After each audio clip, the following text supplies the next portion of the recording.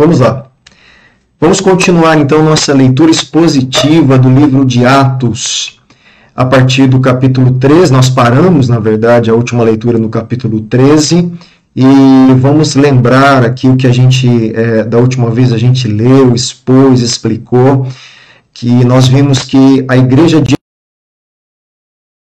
Antioquia separou Barnabé e Saulo para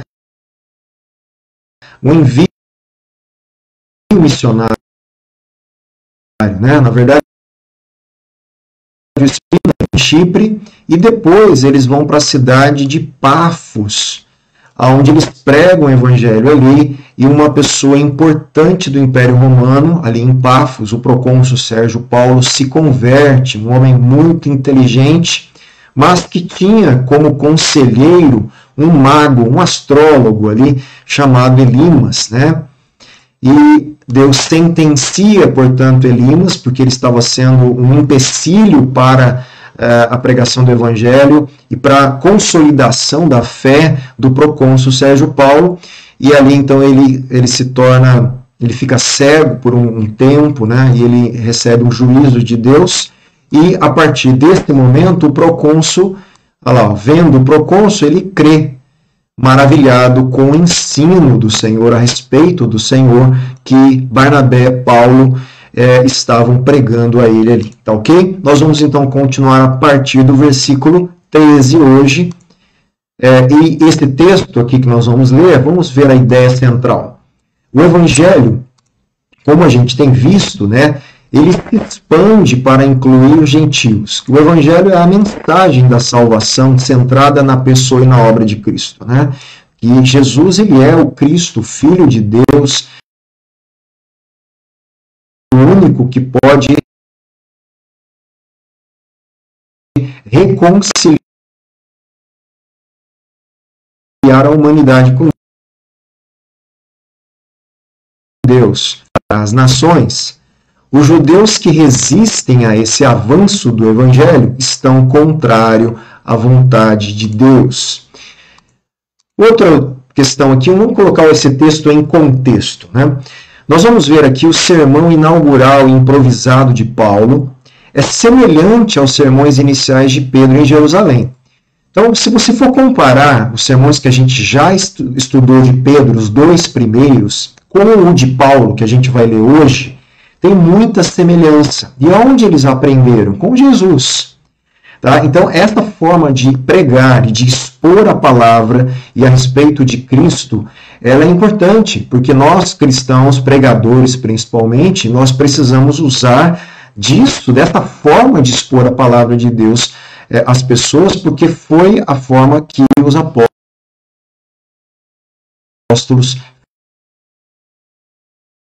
fizeram no início da igreja. Ele começa com uma lembrança histórica da iniciativa das Escrituras e termina com uma exortação, uma exortação aqui, eu errei aqui, tá bom? Para aceitar o perdão,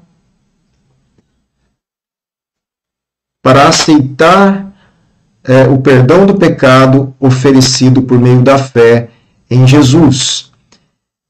O episódio se encerra com um convite da sinagoga para que Paulo e Barnabé voltem no Shabat seguinte, a fim de que a congregação possa ouvi-los falar novamente. Prosélitos nem tementes a Deus. Isso provoca resistência dos líderes judeus.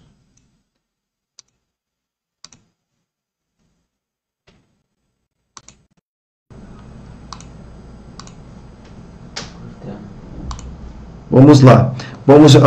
Tem gente falando que está cortando o som. Deixa eu ver se melhora aí. Eu vou continuar, vocês veem se melhora aí, tá bom? Então, no versículo 13. E navegando de Pafos, Paulo e seus companheiros viajaram a Perge da Panfilha. João, porém, deixando-os, voltou para Jerusalém.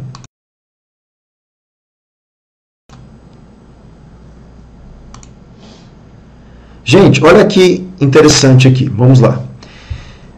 Lembra quem é João? Quem é esse João que está acompanhando Paulo e Barnabé? Esse João é o João Marcos. É ele quem escreve o livro, o Evangelho de Marcos, que nós já lemos, que nós estudamos, que tem na sua Bíblia aí, né? João Marcos. Então, este é o João que nós temos que entender, que está acompanhando Paulo e Barnabé.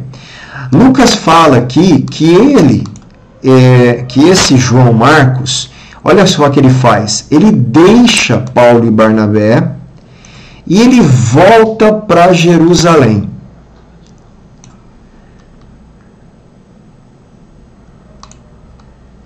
E esse incidente aqui, de João deixar Barnabé e Paulo voltar para Jerusalém, não é um incidente legal. Paulo não vai gostar disso e vai criar uma dificuldade com Barnabé no futuro. Isso nós vamos ver, eu vou aqui dar um spoiler, né? A gente vai ver aqui, ó, em Atos 15, 36 a 41, olha só o que diz aí. Alguns dias depois, Paulo disse a Barnabé: vamos voltar e visitar os irmãos em todas as cidades nas quais anunciamos a palavra do Senhor, para ver como eles estão, né? Vamos voltar lá nas cidades para ver como os irmãos que se converteram, como eles estão. Barnabé queria levar também João, chamado Marcos. Então, Barnabé, eles eram parentes. Barnabé e João Marcos eram parentes. Barnabé quis levar nessa viagem o João Marcos, mas Paulo não quis. Mas Paulo não achava justo levar aquele que tinha se afastado deles, desde a Panfilha, não os acompanhando no trabalho. Então, o que nós vamos ver? Que Paulo entende quando o João deixa, ele volta para Jerusalém, Paulo entende aqui que João Marcos está abandonando a missão. Que João Marcos ele foi como auxiliar, que eles estavam abandonando, portanto, Paulo e Barnabé e deixando sozinho na missão que deveria acompanhá-lo. João deveria acompanhar Paulo e Barnabé e ajudá-los nessa missão. Mas por algum motivo, Lucas não conta para a gente por que João deixa Barnabé e Paulo ali e volta para Jerusalém. E Paulo guarda isso e ele não quer João Marcos mais nessa viagem com ele. Ao ponto, gente, que houve uma discordância, uma desavença entre Paulo e Barnabé. E eles tiveram que se separar aqui. Então Barnabé leva Marcos, ele não abre mão de levar Marcos com ele, né? E navega para Chipre. E Paulo agora, ele escolhe um outro companheiro de viagem chamado Silas. E ele vai para outro lugar. Então, devido a João Marcos, uma situação que aconteceu com João Marcos, Paulo e Barnabé, companheiros de missão e de viagem, tiveram que se separar. Então, Barnabé pega João Marcos e vai para Chipre. Paulo pega outro irmão, outro colaborador, chamado Silas, e Paulo e Silas, então, vão para outro lugar. Os dois grupos fazendo a mesma coisa, edificando os irmãos que tinham se convertido. Mas olha só, né? Que situação delicada. E tudo isso justamente pelo que nós estamos lendo hoje. Olha lá, ó, João Marcos, porém, deixa-os, né, deixando-os, volta para Jerusalém. Mas eles, Paulo e Barnabé, saindo de Perge, chegaram a Antioquia da Pisídia. Vamos lá no mapa? Então, os dois, eles saem daqui, ó, de Perge, tá vendo? E eles vão para Antioquia da Pisídia. Lembra que eles estavam aqui em Antioquia, vocês lembram? Ó, aqui, ó, eles estavam em Antioquia, a igreja de Antioquia, então, envia Barnabé, Paulo e João. Eles chegam aqui a Salamina, na ilha de Chipre, vai para Pafos, aonde se converte aquele procônsul romano. Agora eles estão em Perge, e de Perge eles vão para Antioquia da Pisídia. Como eles vão de Perge para Antioquia da Pisídia, gente? A pé.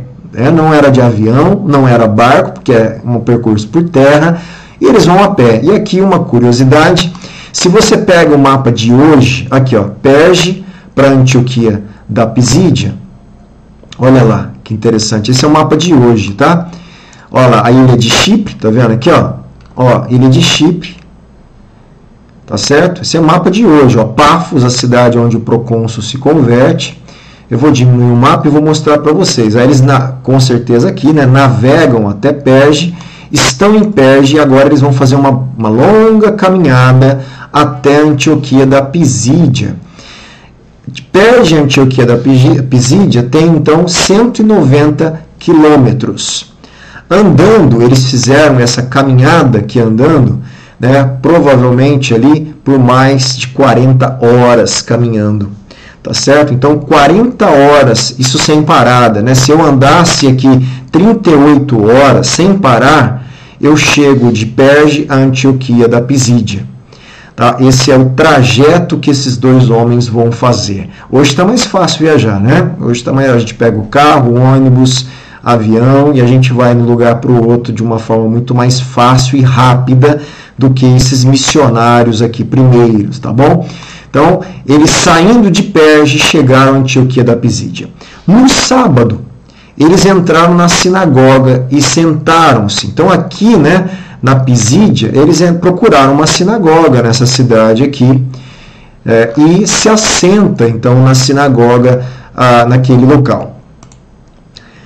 Depois da leitura da lei e dos profetas, então, o que estava acontecendo na sinagoga? Eles estavam lendo as Escrituras. O que nós temos que fazer como igreja? Ler as Escrituras Sagradas. Eles estavam lendo, então, a Torá, alguma parte ali de Gênesis, Êxodo, Levítico, Números, Deuteronômios, e algum dos profetas. Os chefes da sinagoga mandaram dizer-lhes: irmãos, se vocês têm alguma palavra de consolo para o povo, falem. Então, vendo Barnabé e Paulo ali, aqueles chefes da sinagoga, por algum motivo, não sei se era costume, talvez, na época, e eles eram judeus, e eles simplesmente abriram ali uma oportunidade, né, de Barnabé e Paulo falarem ali na sinagoga, e com um pedido: se vocês têm alguma palavra, se existe algo que vocês devem falar a nós, de consolo, falem a nós, né? Vamos prosseguir aqui. Paulo, levantando-se e fazendo com a mão sinal de silêncio, disse, não sei se é o mesmo sinal que nós fazemos hoje, né? Quietinho ou assim, eu não sei qual o sinal que eles entendiam. Então, fazendo, olha, né? Silêncio. Aí, quando todo mundo está em silêncio, ele começa, portanto, a falar. Ele começa a pregar. E vamos ver agora a pregação de Paulo, gente. É extraordinário aqui a pregação de Paulo. E ele começa: israelitas e todos vocês que temem a Deus, escutem. Então, ali naquela sinagoga, tinha israelitas, mas tinham também gentios, prosélitos. Gentios tementes a Deus, que faziam parte ali, frequentavam a sinagoga, tá bom? Professavam a fé no Deus dos judeus, de Israel.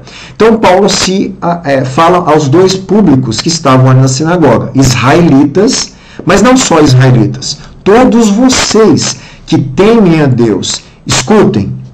E ele começa: o Deus do povo de Israel escolheu os nossos pais e exaltou o povo durante a sua peregrinação na terra do Egito. Ele começa com a história do povo, lá da peregrinação, lá no Egito, do Êxodo, né?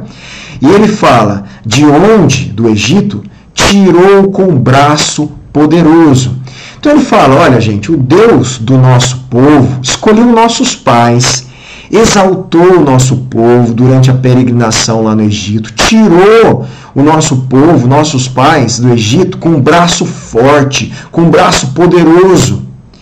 Suportou os maus costumes do povo durante uns 40 anos no deserto. O que Paulo fala para eles? Olha, Deus suportou o nosso povo murmurando, reclamando 40 anos no deserto. E havendo destruído 7 nações em Canaã, deu essas terras como herança ao seu povo. Isso já é na época lá de Josué, depois dos Juízes, né? Então, olha só, ele começa mostrando que Deus tira o povo do Egito com braço forte e poderoso. Que o povo lá no deserto, 40 anos, passa reclamando, murmurando. E mesmo assim, Deus dá terras de Canaã ao povo de Israel. E ele continua da história. Tudo isso levou cerca de 450 anos. Depois disso, lhes deu juízes, né? Depois de Josué, das conquistas de Josué, Deus então dá a este povo juízes. E esses juízes, até o profeta Samuel, que, né, os teólogos falam aqui, justamente por causa dessa pregação, que o profeta Samuel ele foi o último dos juízes, né? E ali, então, o primeiro profeta, no sentido oficial, da nação de Israel. Ao relatar a história de Israel, Paulo enfatiza, a gente está vendo, os atos redentores de Deus. Deus é o sujeito de todos os verbos, né? Olha lá. Foi Deus que escolheu Israel.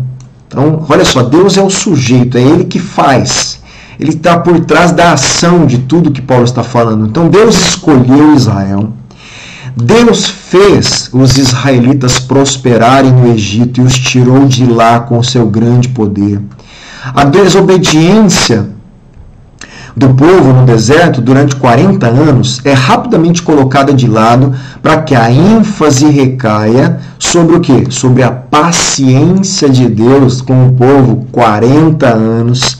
Em seguida, Deus destruiu 7 nações em Canaã, a fim do quê? De dar a terra a seu povo como herança. Então, o que nós estamos vendo? Que tudo que Paulo está pregando é mostrando os atos de Deus, as ações de Deus. Ele está glorificando a Deus em meio à história do povo de Israel, do seu povo, né? Que é isso que nós estamos vendo aqui.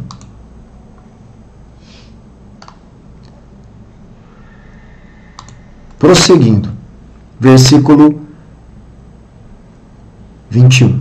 Então, aí Paulo continua. Então, esse povo, o que eles fazem? Pediram um rei. E Deus lhes deu Saul, filho de Quis, da tribo de Benjamim. E isto durante 40 anos. Então, eles quiseram um rei, lembra da história? Eles falaram, Deus, dá-nos, Samuel, dá-nos um rei, conforme as outras nações. E Deus cede a esse pedido e fala, Samuel se sente rejeitado ali, e ele fala, Samuel, não estão rejeitando você, esse povo não está te rejeitando, o negócio é comigo, dá a eles o que eles estão pedindo, dá a eles então um rei chamado Saul, e Deus então coloca esse Saul, governa durante 40 anos, e tendo tirado Saul, então Deus tira, a gente conhece a história, pelo pecado e a desobediência de Saul, Deus tira Saul do trono, inclusive tira o Espírito Santo, né, de cima de Saul, tira a unção ali de Saul e levanta Davi, levantou-lhes o rei Davi, do qual também, dando testemunho, disse, aí Paulo cita um texto, como Deus fala a respeito de Davi. Isso está lá em 1 Samuel 16:12, ela Salmo 89:20. Deus fala assim, achei Davi, filho de Jessé, homem segundo o meu coração, que fará toda a minha vontade. Da descendência desse, então da descendência de Davi, conforme a promessa, Deus trouxe a Israel o Salvador, que é Jesus. Gente, olha só, ele está contando a história do povo para chegar onde? Em Jesus. Para chegar no Evangelho, para chegar na mensagem central. E aqui, todos os momentos, Paulo usa a palavra Messias. Nesse momento, ele fala, Deus trouxe a Israel o Salvador. Por que ele não usa a palavra Messias aqui? Lembra que Paulo está fora de Jerusalém, fora das regiões dominadas pela mentalidade hebraica judaica, numa sinagoga, numa cidade fora do contexto judaico, apesar de ser sinagoga, mas com vários gentios que não são da cultura e que esperam sim o Messias, mas que a palavra talvez não era tão clara para eles. E é como se Paulo traduzisse, e ele, ao invés de falar Messias ou Cristo, ele fala o que o Cristo faz. Ele faz o que? Ele salva. Então ele é o salvador, tanto de judeus como gentios. E para explicar e a mensagem ser mais acessível por enquanto, por este momento, então ele usa a palavra salvador, em vez de usar a palavra ungido, Cristo ou Messias, que no caso aqui está no lugar então de ungido de Cristo e do Messias. Nós podemos aqui sim substituir que da descendência de Davi, conforme a promessa, Deus trouxe a Israel o Messias, que é Jesus, o Cristo, que é Jesus, ou o Salvador, que é Jesus. A ênfase permanece sobre o controle soberano de Deus, enquanto ele opera ao longo de toda a história de Israel, que chega a seu ápice, com a vinda do Salvador. Então, o auge da mensagem ali de Paulo é o que? A vinda do Cristo, de Jesus, do Salvador. Deus deu juízes e um rei, e depois removeu esse rei infiel para colocar em seu lugar um rei que faria a vontade divina, Davi. Paulo parte do pressuposto de que seus ouvintes conhecem as Escrituras e que partes de 4 textos que ele está usando aqui para descrever Davi. Paulo está usando o Salmo 89, 20, 1 Samuel 16, 1 Samuel 13, Isaías 44, 8. Ele está citando várias passagens do Antigo Testamento durante a pregação dele, ou fazendo alusões a essas passagens, justamente para mostrar que essas passagens vão ter um cumprimento pleno e perfeito em Jesus, que é o Messias, que é o Cristo, que é o Salvador. Em seguida, ele lança mão da suposição amplamente difundida naquela época de que o Messias viria da linhagem de Davi. Mas em vez de Messias, ele usa o termo Salvador. Como Pedro, Paulo identifica Jesus ousadamente como o libertador prometido de Israel. É isso que Jesus é. Ele é o libertador de Israel, o salvador de Israel, mas não só de Israel, como de toda a humanidade. Versículo 24, antes da manifestação dele, de quem? Do Cristo, do Salvador, de Jesus, João pregou o batismo de arrependimento. Ele volta na história e ele mostra que João Batista pregou o batismo de arrependimento a todo o povo de Israel. Então, o que Paulo está fazendo? Ele está montando a história.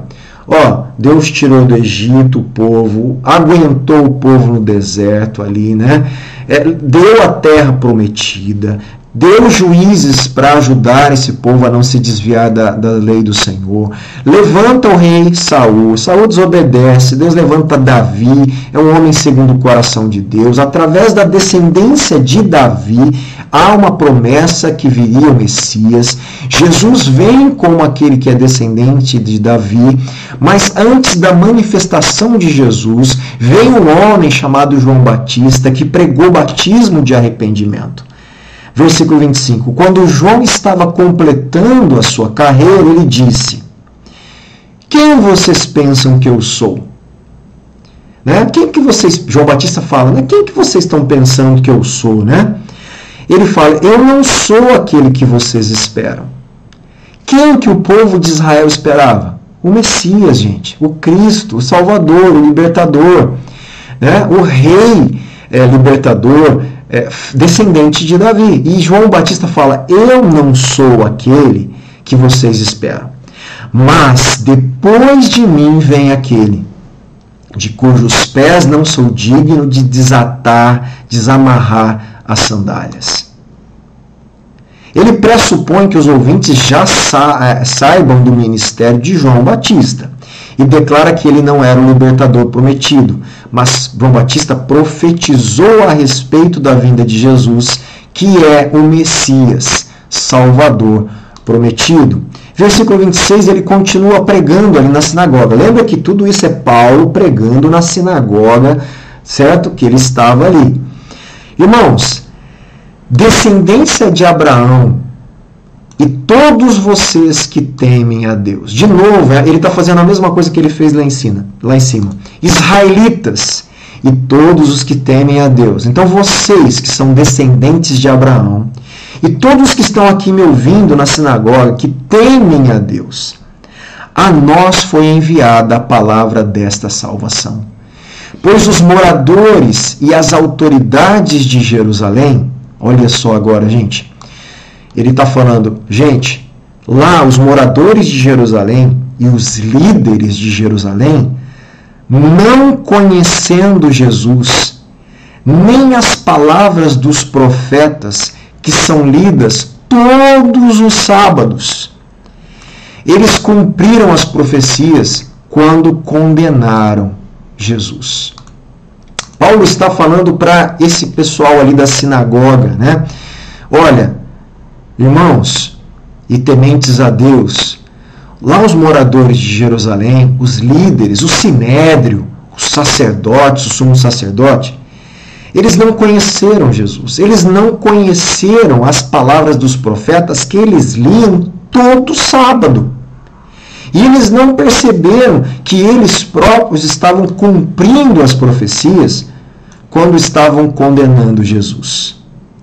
E embora não achassem nenhuma causa de morte, embora os moradores de Jerusalém e o sinédrio, os líderes, não acharam nada que justificasse matar Jesus, mesmo assim eles pediram a Pilatos que Jesus fosse morto, depois de cumprirem tudo o que estava escrito a respeito dele. Então, tudo que eles fizeram, a traição, o julgamento injusto, o pedido da morte a Pilatos, a crucificação, tudo que eles fizeram lá em Jerusalém, cumpriram tudo o que estava escrito a respeito de Jesus, do Messias, tirando-o do madeiro, puseram em um túmulo. Mas, olha a ênfase de Paulo, mas depois de tudo isso, Deus o ressuscitou dentre os mortos. E durante muitos dias, Jesus, que é o Cristo, Filho de Deus, morto, agora ressurreto, foi visto pelos que o tinham acompanhado da Galiléia para Jerusalém, os quais são agora as testemunhas diante do povo. Paulo, lembra quem era Paulo? Um antigo perseguidor da igreja, aquele que quis prender e matar cristãos por pregar que Jesus era o Cristo e que tinha ressuscitado, estava agora contando a história de Israel, aqueles que estavam naquela sinagoga, e mostrando que a morte de Jesus e os que mataram Jesus em Jerusalém cumpriram as Escrituras Sagradas, que Deus ressuscitou Jesus, que Jesus aparece ressurreto durante vários e muitos dias e é visto por pessoas que estavam ali como testemunhas diante de todo o povo. Paulo apresenta um breve resumo da morte de Jesus e destaca que ela cumpriu profecias do Antigo Testamento. Lucas fornece apenas uma sinopse, uma síntese do discurso de Paulo, e pode-se imaginar, gente, que o apóstolo identificou passagens proféticas específicas que foram cumpridas. Nesse discurso de Paulo, nessa pregação dele aqui, Lucas provavelmente não relata todos os textos que Paulo usa do Antigo Testamento. Paulo provavelmente usa muitos textos das Escrituras para mostrar a eles que Jesus era o Salvador, o Cristo Messias, e que ele tinha cumprido todas as profecias messiânicas. O importante nessa síntese que Lucas faz é a ênfase sobre a realização dos propósitos de Deus. Ele agiu para anular as ações dos governantes em Jerusalém de Pilatos, que mandou executar Jesus. Deus ressuscitou Jesus dos mortos. A morte e a ressurreição de Jesus resumem a mensagem da salvação. Deus enviou essa mensagem a nosso povo, irmãos, filhos de Abraão, mas Paulo acrescenta que os gentios tementes a Deus também são incluídos. a inclusão dos gentios, presta atenção aqui, se tornará o ponto crítico dos acontecimentos que vêm depois disso, subsequentes. Tá? Nem todo judeu compreende que os gentios podem se tornar povo de Deus a partir do Evangelho. E isso causa um problema na igreja que Atos vai tratar e que isso vai ser resolvido num concílio apostólico no capítulo 15 de Atos, quando a gente lê. É o primeiro concílio aí, concílio de Jerusalém. E nós anunciamos a vocês, e Paulo fala, e eu aqui, ó, eu e Barnabé, nós estamos anunciando, proclamando a vocês o Evangelho, a boa notícia da promessa feita aos nossos pais. Olha só, gente, o Evangelho não é novo, não é do Novo Testamento. O Evangelho, que no Novo Testamento é chamado Evangelho, no Antigo era a promessa. Entendem isso? Quando nós falamos do Evangelho, o Evangelho está embalado no Antigo Testamento em forma de promessa. Quando a promessa se cumpre, ela se torna a mensagem da salvação. Então, eu estou anunciando a vocês o Evangelho, que é a boa notícia da promessa que foi feita aos nossos pais. Então, o que Paulo está falando é o seguinte, o que eu estou pregando não é novo. Eu não estou pregando uma nova religião para vocês. Eu não estou pregando coisas novas. Eu estou pregando justamente todo o Antigo Testamento. Todo o cumprimento da profecia e da promessa de Deus, desde o Éden, que Deus mandaria, né, a semente da mulher, que Deus mandaria o filho da promessa de Abraão, que Deus mandaria o filho da promessa de Davi, que Deus mandaria o filho do homem, o Salvador, o Libertador. Todas essas promessas estão cumpridas em Cristo Jesus. Esta é a boa notícia que vem dessas promessas que foram feitas aos pais de vocês, na verdade, aos nossos, porque ele é judeu, Paulo se inclui aqui aos nossos pais.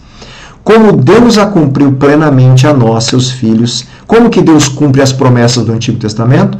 Ressuscitando Jesus. Como também está escrito no Salmo número 2. Paulo cita o Salmo 2, que interessante, ó. Salmo 2, versículo 7. Você, meu filho, hoje eu te gerei. E quanto ao fato de que o ressuscitaria dentre os mortos para que jamais voltasse à corrupção, Deus o expressou dessa maneira. O que Paulo está falando? Do fato do Messias não sofrer corrupção, né? Não sofrer degradação do corpo na morte, Deus também prometeu isso lá no Antigo Testamento. E cumprirei a favor de vocês as santas e fiéis promessas feitas a Davi. Qual é o salmo que ele cita que fala da ressurreição? Aqui, ó. O Salmo 16, versículo 10. Aqui o salmo. Não permitirás que o teu santo, o santo aqui, colocada na nossa tradução como letra maiúscula, está falando do Cristo, do Messias. Então, Deus não permitiria que o seu santo veja corrupção. Ele seria morto, mas ele não passaria pelo processo de degradação do corpo, de corrupção do corpo. Isso está apontando para a ressurreição de Jesus. Na verdade, a ressurreição do Cristo, que nós sabemos que o Cristo, então, é Jesus. Por isso também diz em outro salmo, não permitirás que o teu santo veja corrupção. Porque tendo Davi no seu tempo servido conforme o plano de Deus, morreu. O que Paulo está falando? Que o salmo não falava de Davi. Não era Davi o santo, né? Não era Davi que era o santo que não sofreria corrupção. Porque Davi ele morre e foi sepultado ao lado de seu pai e ele viu corrupção. Quer dizer, ele está morto e o corpo dele se corrompeu. Então o Salmo 16 não estava falando de Davi. Então estava falando de quem? Porém, aquele a quem Deus ressuscitou não viu corrupção. Estava falando daquele a quem Deus ressuscitaria, que é o Cristo, o Filho de Deus, que é Jesus, o nosso Salvador, né? Paulo assevera que a promessa se refere à ressurreição de Jesus e que foi cumprida para nós. Ele cita uma série de passagens das Escrituras para deixar claro que esses textos repletos de promessas só podiam se aplicar a Jesus. Tá certo? Portanto, meus irmãos, saibam que é por meio de Jesus que a remissão dos pecados é anunciada a vocês. Gente, somente por meio de Jesus que o perdão dos pecados pode ser anunciado. Só existe perdão do pecado para qualquer ser humano na face da terra somente por meio de Jesus. Olha só a lógica, só tem salvação eterna se tiver perdão de pecado. Só tem perdão de pecado por meio de Jesus, que é o Cristo ressuscitado de Deus. Tá? Então, só tem salvação por meio do perdão do pecado. E só tem perdão do pecado por meio de Jesus. Então, não existe salvação por nenhum outro caminho. Não existe salvação por nenhuma religião.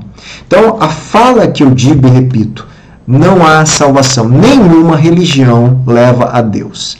É contrário ao que muitas pessoas que falam, né, que todas as religiões levam a Deus.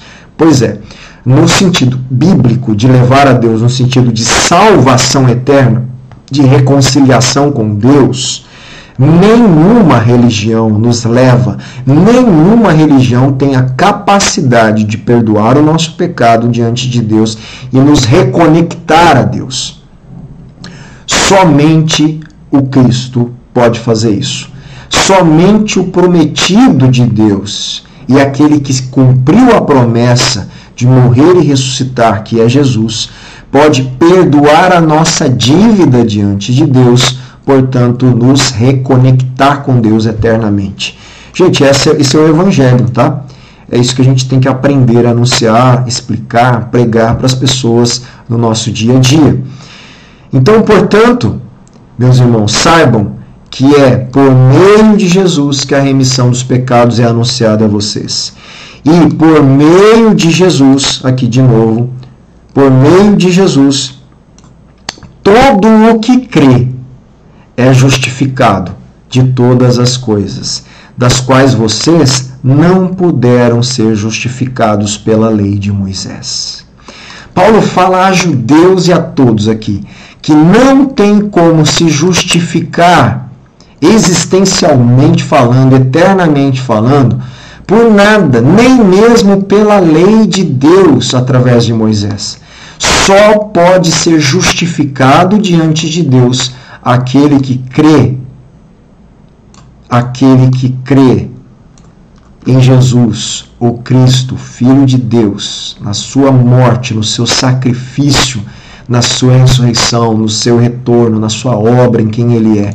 Só aquele que crê pode ser justificado diante de Deus. Portanto, tenham cuidado, para que não lhes aconteça o que os profetas disseram. Então, aí olha só. Então, meus irmãos, tomem cuidado, para que vocês não aconteça com vocês o que os profetas falaram. Que profeta? Né? Ele cita aqui, então, ele vai citar Abacuque, 1, versículo 5, e ele fala assim: vejam, ó desprezadores, fiquem maravilhados e desapareçam, porque no tempo de vocês eu realizo obra tal que vocês não acreditarão se alguém lhes contar. Então, cuidado para que não aconteça com vocês o que os profetas profetizaram, que vocês sejam os desprezadores das coisas de Deus. Né? Que vocês, que vocês não acreditem, né? Nem se alguém contar a vocês no que Deus fez. Então, que vocês não sejam estes. Que vocês não sejam estes que os profetas profetizaram. Pelo contrário, ele está falando, né? Creiam no que eu estou pregando para vocês, né? A última passagem das Escrituras que Paulo cita, Abacuque 1,5, torna mais incisivo o convite para a salvação em Cristo, com uma advertência de julgamento, caso se recusem a crer. O contexto em Abacuque, se a gente ler aqui, né? Eu não vou ler por causa do tempo, gente, né? Mas dá uma olhadinha em casa aí. Esse contexto aqui de Abacuque revela que Deus também planeja salvar gentios, tá? Quando Paulo e Barnabé estavam saindo, então Paulo encerra a pregação fazendo esse apelo para que eles não desacreditem, mas que creiam, né?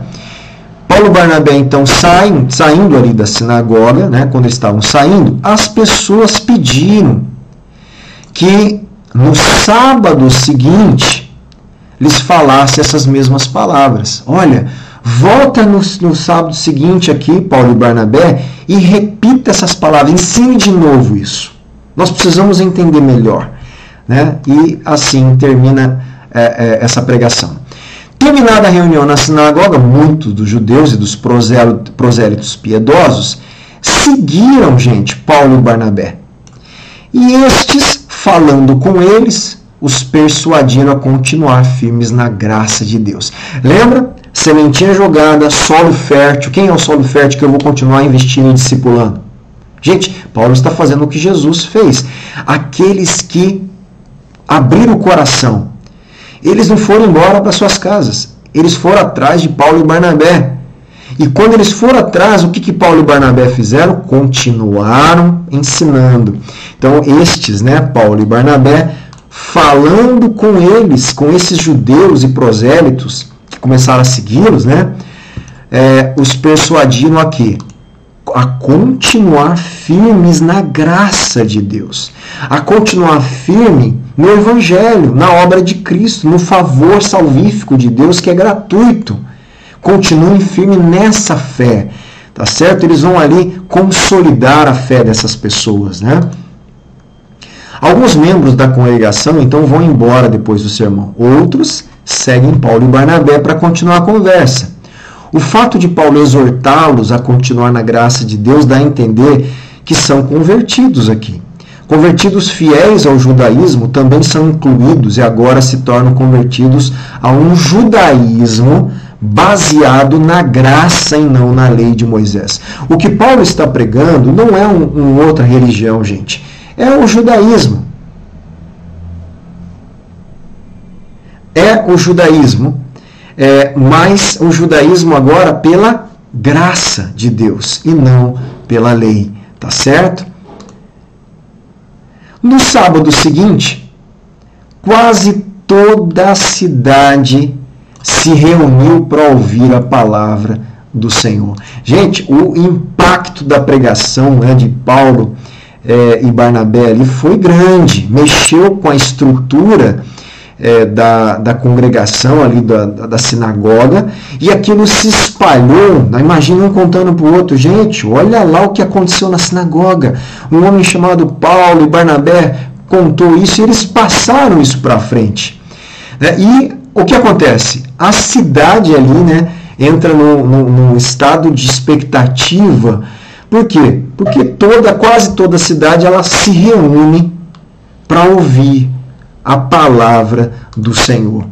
Mas os judeus, agora olha só, agora o problema aqui. Os judeus, vendo as multidões, lembra que a cidade era gentílica, não era judaica, não era, né, do povo hebreu, judeu, era cidade gentílica, então dos gentios. Quem são gentios? Pessoas que não são judeus. Então a grande parte dessas pessoas que foram ouvir a palavra agora eram gentios. E os judeus, vendo a multidão, eles ficaram com inveja. Meus irmãos, que terrível, né?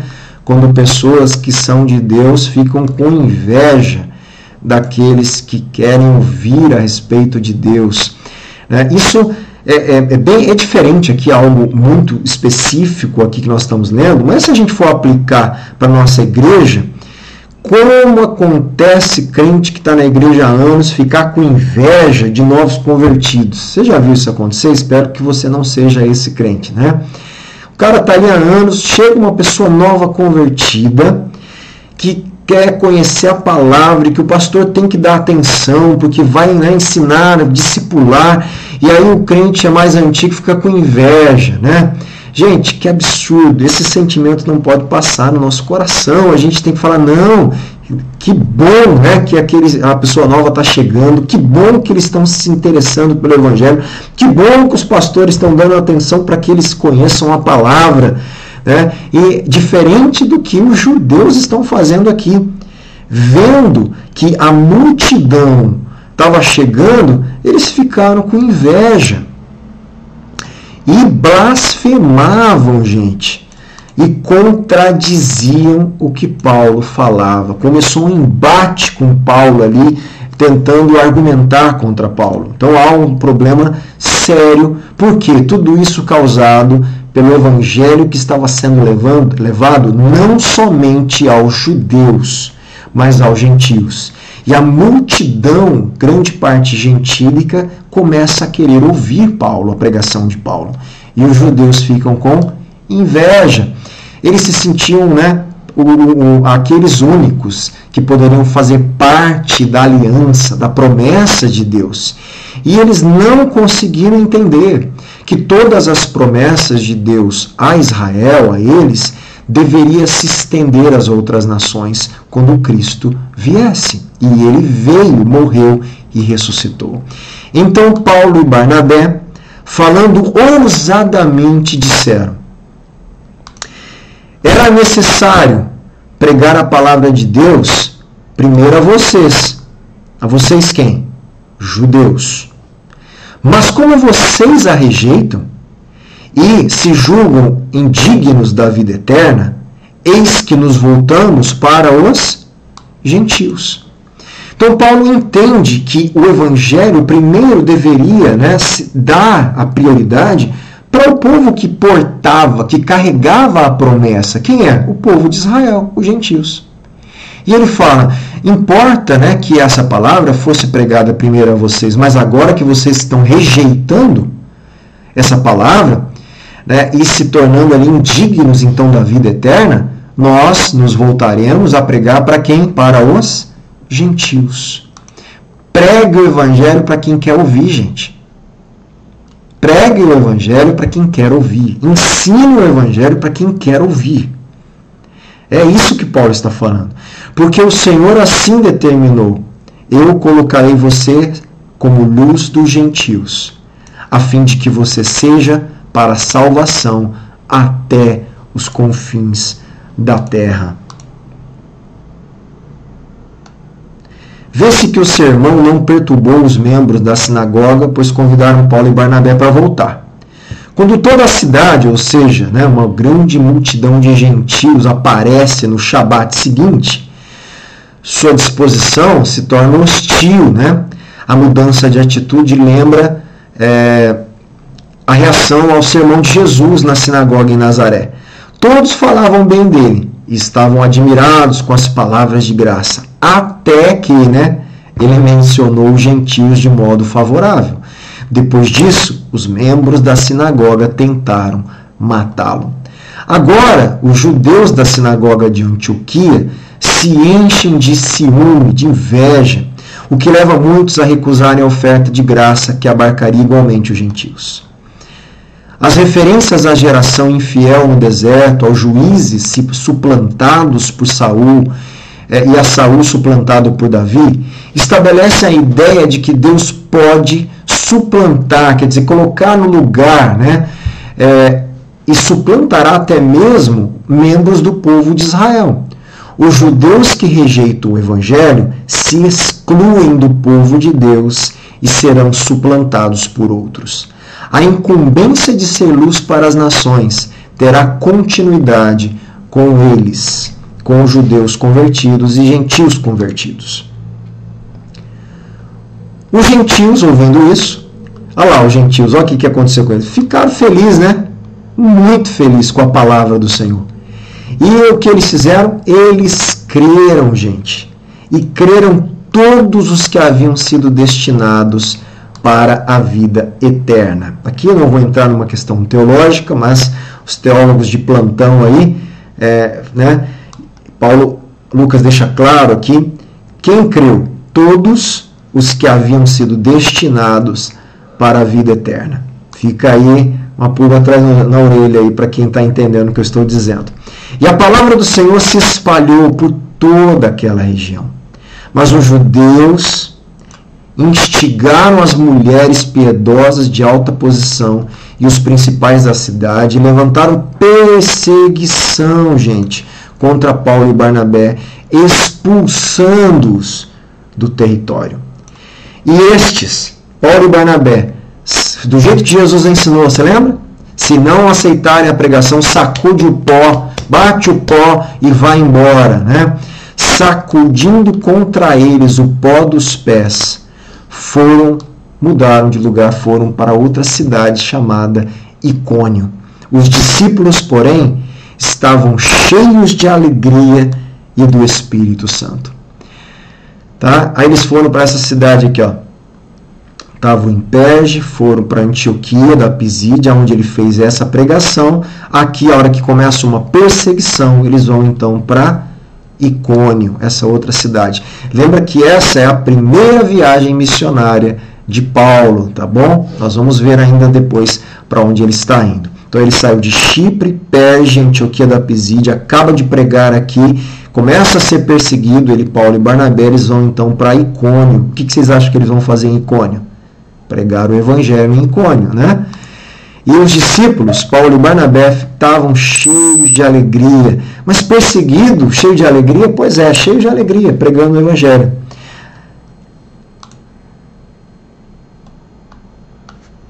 Em resposta à recepção favorável do evangelho por muitos gentios, os líderes judeus incitaram mulheres, né, tementes a Deus, de elevada posição e os principais homens da cidade. Agora, Paulo e Barnabé trabalharão no meio dos gentios. Isso não significa que eles vão abandonar a pregação aos judeus. Na próxima cidade, mais uma vez, nós vamos ver que eles vão primeiro aos judeus anunciar o cumprimento das promessas. E mais uma vez são expulsos. E para a gente terminar, então, essa passagem, grande passagem de hoje, né, as considerações últimas da leitura de hoje. A convicção absoluta de Paulo que somente a fé em Cristo pode salvar, o leva a reconhecer que a lei não tem poder para salvar. A lei não é capaz de produzir justiça, mas apenas de exigi-la. Então a lei do Antigo Testamento, gente, não pode promover justiça e nos dar vida eterna. A lei do Antigo Testamento só exige justiça. E quem cumpre a justiça de Deus é Jesus. E ele então nos abençoa, imputa a nós justiça, para nos dar justificação por graça, por crermos na obra dele. Não é capaz de levar a justificação, a reconciliação com Deus, né? A lei não é capaz. Pois a lei não tem poder para transformar ordem em ações. Aliás, a lei exclui especificamente a justificação dos ímpios, tão fundamental para o Evangelho. Olha o que a lei fala: não absolverei o perverso. Já o Evangelho, ele justifica o perverso que crê. Né? A lei serve para conscientizar as pessoas de que elas são o quê? Transgressoras. E a sentencia por isso, mas não oferece solução alguma para as transgressões.